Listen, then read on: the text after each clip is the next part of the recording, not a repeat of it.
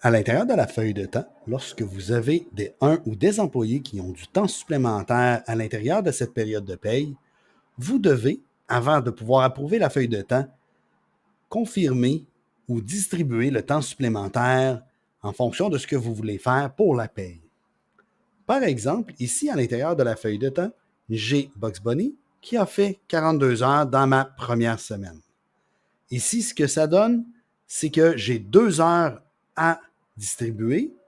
et je dois distribuer 2 heures à temps et demi pour la paye de Bugs Bunny. Et si maintenant que je l'ai distribué, comme on peut voir, j'ai bel et bien 2 heures à temps et demi qui se sont placées ici. Dans le cas de Jim Carrey, Jim a fait une demande de temps supplémentaire de 3 heures. Lorsque la demande est faite à partir du module temps accumulé, la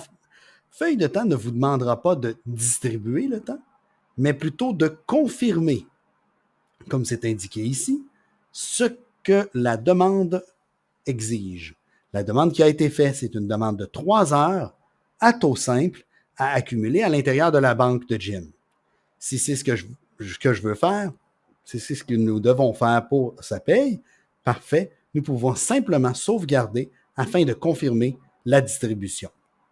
Si par contre, dans le cas d'une entrée qui aurait été faite à partir d'une demande de temps supplémentaire dans le module de temps accumulé, si une erreur est présente dans cette entrée, nous ne pouvons pas la corriger à l'intérieur de la feuille de temps puisque cette entrée ne provient pas de la feuille de temps, mais il faut bien retourner à l'intérieur du module de temps accumulé, identifier la demande, l'entrée et la corriger à ce moment-là. Notez qu'une feuille de temps ou plutôt une période de paye, ne peut pas avoir de temps supplémentaire généré par la feuille de temps et généré par le module de temps accumulé à l'intérieur de la même période de paye. Si vous avez du temps supplémentaire généré par un nombre d'heures excessif dans la feuille de temps et par une entrée de temps accumulé